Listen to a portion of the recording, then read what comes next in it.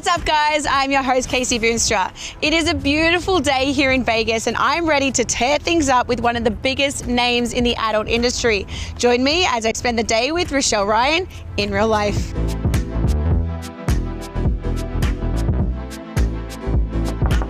Come on in. Hello. Hi. Look at these little babies. These are my puppies. I'm Casey, by the way. Oh, hi, nice to meet you. So nice to meet you. What are their names? This is my dog Icon, and that's Titan. I love their necklaces. Thank you so much for having me at your beautiful home. Yeah, thank you for coming. It is absolutely gorgeous in here. Thank you. I did a lot of remodeling when I bought it. I did, yes. Oh my gosh, it takes some time to get through that. It does. It's all come together absolutely gorgeous. And this painting, can we touch on this for a second? This is iconic. Yes, this was one of my friends, Jason Skeldon. He's out of Tampa, Florida.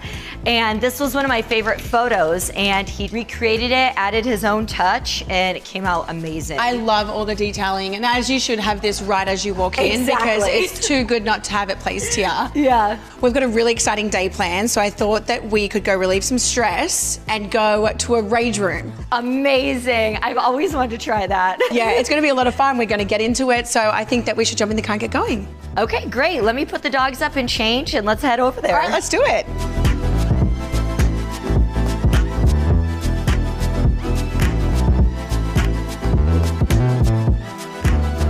Okay, I'm so excited for this. Yeah, I'm excited to try this. But before we get there, I thought we could do a bit of an icebreaker game. I have some questions here that are would you rather questions. Okay. You go ahead and answer first and tell me why you'd pick one and why you want to pick the other. Okay. Have 10,000 identical twins or one twin who is a serial killer? Oh my God. Oh God. Wait, like have to give birth to 10,000 twins? Like Jesus. Who has that much time to be pregnant? I don't think I would want 10,000 identical twins of me because I'm an original. You can't copy this. One of one right here. That's... One and one. But if I did have to have one that was a serial killer, I mean, that sounds like an insurance liability.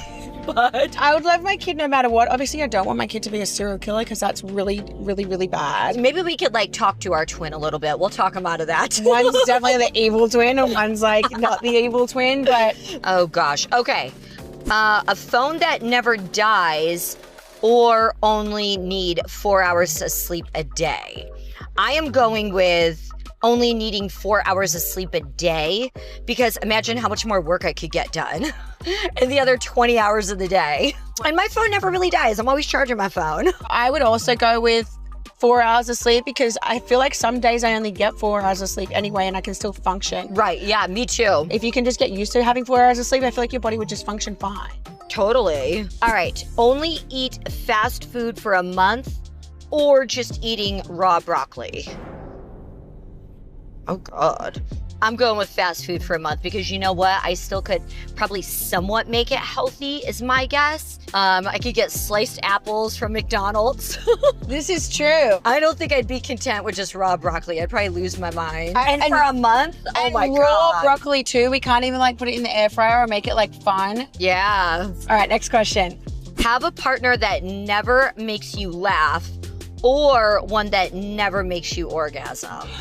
That's a hard That is hard. I one. love funny guys. Wait, and I also love to orgasm. Yeah, so me too. Oh, I'm going with a partner that never makes me laugh because I can just go on TikTok and laugh. This is true. Go to a comedy show and laugh that way. I think that he would also still be able to make me laugh to the fact that he can't make me laugh. Like what, are his jokes so bad that they're not funny? Yeah. You know, like maybe there's a way to make him, I will still laugh at how like much he doesn't make me laugh. But I don't want to have a partner that can't make me orgasm. Oh God, that sounds horrible. Like what, you're going to fake it forever? Oh, that sounds terrible. He like leaves the room. That's a relationship ender. Yeah, you're like, my toys shouldn't have to be doing all the work, right? Right. I do have funny friends too. Yes. Yeah. Like I'll get my laughs in that way. Yeah, just make me calm. Cool. Yeah, cool. Works for me. How are you feeling about doing the rage room? Because we're getting close. I'm excited. I'm a little nervous though. I've never done this and I mean, whenever I get really angry, I never think of smashing stuff. Honestly, fair. Yeah. I feel like it is quite aggressive. Yeah. But like then when I did, I was like, wait, this kind of feels good. Okay. All right. I'm excited now. Alrighty, you ready for this? Yeah, we got girl. this. It's gonna be fun.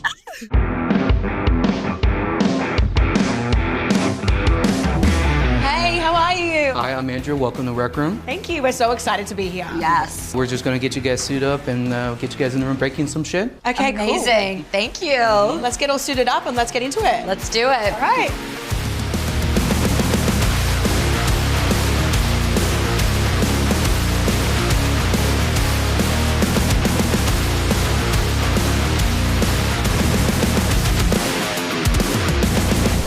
Oh yeah. Oh, Here we go. wow. Oh my gosh. This is gonna be fun. This is gonna be so much fun. Getting into it? Yes. Let's do it.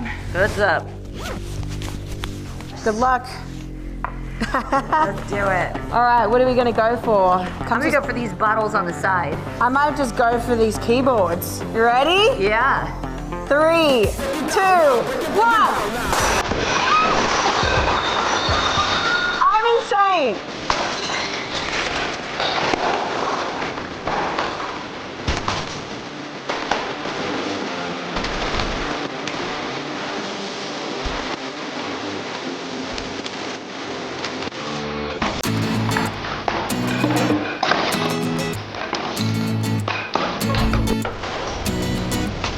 Okay.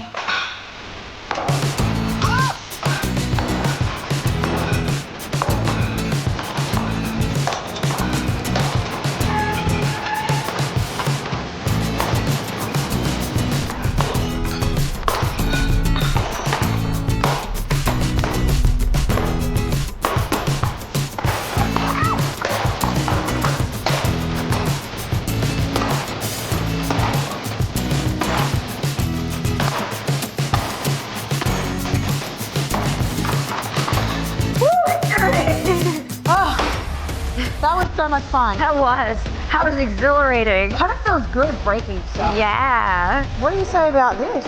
I think we need to tag team this. 3, 2, 1.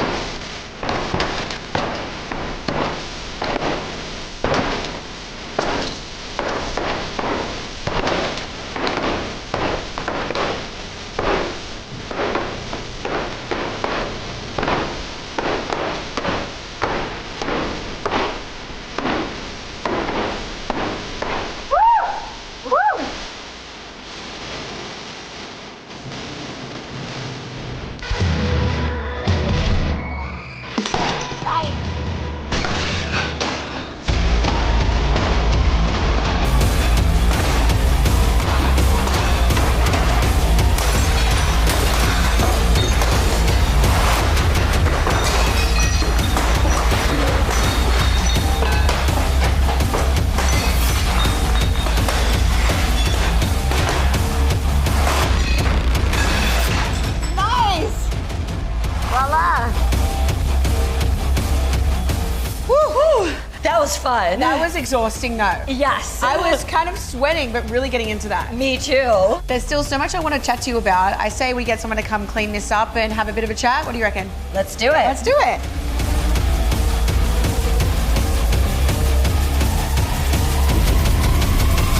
Well, that was quite the experience. How did you find your first rage room? It was different. I liked it. Yeah, I feel like I took out a lot of rage today. Yeah, I enjoyed whacking the TV. And the Fruit Loops were fun too. Yeah, that was cool. I love that. And it smelled good afterwards. Yeah, it smells a lot nicer in here, so they're welcome. It does. How do you like living in Vegas? I love living in Vegas. I've lived here for over 10 years. If you're a good conversationalist, I feel like you can just put yourself in certain circles out here with people, and it's just endless the opportunities, and I love that about this city. I know you're originally though from New York. Do you still consider yourself a New Yorker? I'm a diehard New York Giants fan. So as you can see, I have a Giants tattoo. Yeah, I'm a huge New York Giants fan and love football, watch football just growing up. I even would try playing football.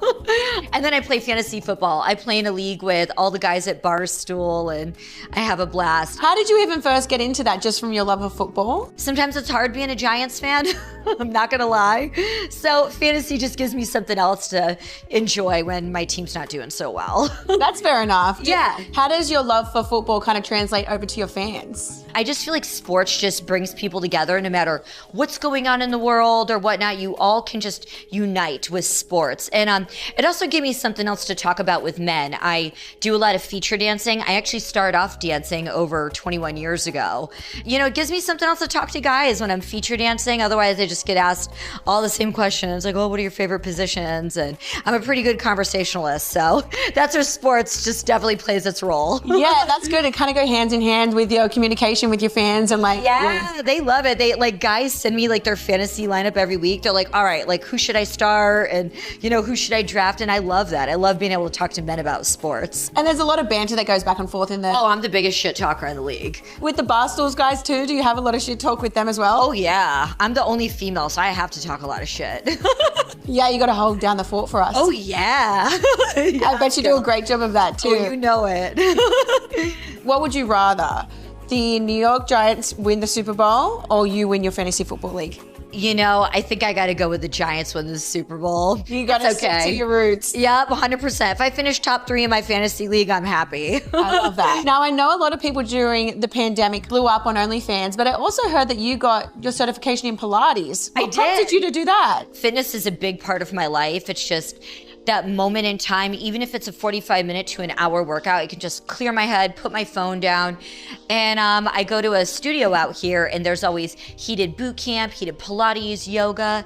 And I saw they were doing a Pilates instructor class and I was like, you know what, I'm gonna take it. So I did, I got certified and yeah. I love that. I feel like it's even so good to just get certified to have the own knowledge for yourself when you're doing Pilates. It's funny, a lot of men, they're like, oh, Pilates is for women. But I'm like, no, it's actually really good for you. Like I have a lot of knee issues just from dancing for over the years and it strengthens a lot of the muscles, like the small muscles you really don't use. So maybe I'll have to check out a class one time because you use all those muscles you don't think about. Yeah, 100%. I know that you just produced your first feature film, is that right? I did. What was it like being on the other side of the production? That was a lot of fun. You know, when I first got into the industry, I was always like, oh, I want to be a director. I want to dive into like the other side of the camera. And it was definitely a lot of work. I was really grateful for the opportunity of the company that gave it to me. I'm actually still their reigning MILF of the month, which is pretty cool. So that was a lot of fun. But, you know, it really showed a lot of the hiccups. Like there was a day I was sitting in the makeup chair and we had a cancellation and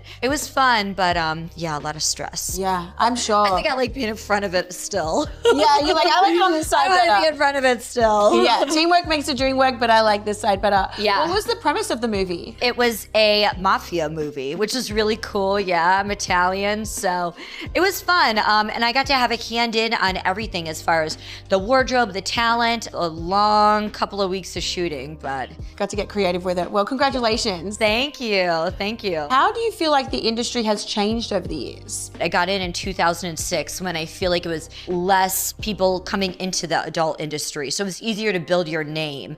You know, now with OnlyFans, it's really opened the doors to content creation.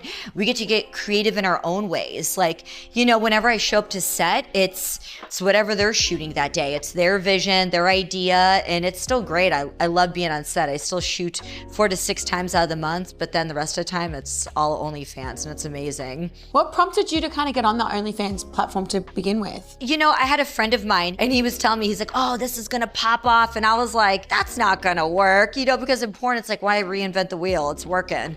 He was like, just try it. And I slowly started uploading my content. And then, especially when COVID hit, it was just like, boom. And I think fans are seeing that talent that we can put out good, high quality content and they love it. But I think what they really love is more of like the girlfriend experience. Here they get more of the personal side. And being you, and I think that's the amazing thing about OnlyFans, it gives them the connection with you as the creator and that more personal touch rather than just what they see online necessarily. 100%. I really love that you have such an amazing connection with your fans. Oh yeah, I mean, I'd go out to the grocery store and they, you know, see me and I'm, hey. Yeah, you know? come say hello. I'm definitely not shy, that's for sure. I love that. You are quite the workaholic.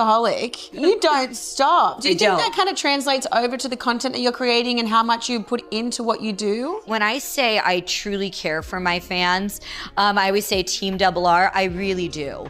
You know, a lot of like my fans that are on my OnlyFans, they've been on for 6 years, a long time, like since I started that page up. And I want to give them brand new stuff and, you know, just showcase like, hey, this is what's going on in my life. life. What advice would you give to someone maybe wanting to start an OnlyFans? So I get a lot of men, obviously, that ask me that, and I always say they have to find like their niche. And there's been like some really creative ones that do just different things, and you know, you just have to find that, because otherwise you're just a creepy dude with a camera. As far as women in the industry, I always say just stay true to your brand and what you're comfortable doing. I'm a MILF, I'm a cougar, and that's what I love. And I love bringing my fans along for the ride. I love showing, you know, me at, you know, Starbucks getting my morning coffee, and just, you know, me at the gym, like being authentically yourself. I think 100%. that is so accurate, because as soon as you're trying to be something that doesn't align with you, it kind of shows in your work. Yeah, and I'm really grateful for it. After 18 years, you know, I talk a lot on social media. I'm very vocal, and, you know, with football and everything, and my fans love me. Like, they go hard for me, and I'm grateful for it. I'm very thankful that you've joined me today and spent this amazing day with me. It's been absolutely incredible getting to know you. Yeah, it was fun smashing stuff with you. It was kind of fun smashing some stuff. Yeah. Thank you so much. Yeah, thank you for having me. Absolutely. And we'll see you guys next time on OFTV's In Real Life. Bye.